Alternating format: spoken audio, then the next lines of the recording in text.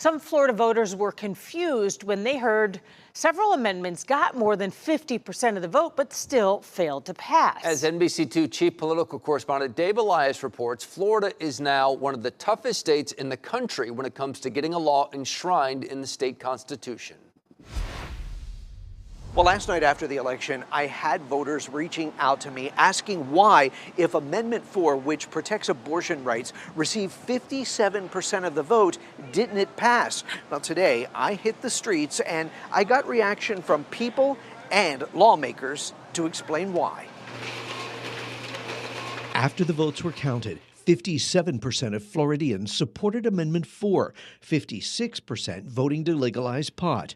Voters like Gail sending this email asking, how did the abortion amendment fail when it got the most votes? The answer? It needed 60% approval. I think an amendment is a significant change to the state laws and the state constitution, and I think the 60% threshold is adequate. Voters like Regina Butner passed an amendment back in 2006 requiring a 60% approval. Here's the twisted part about it.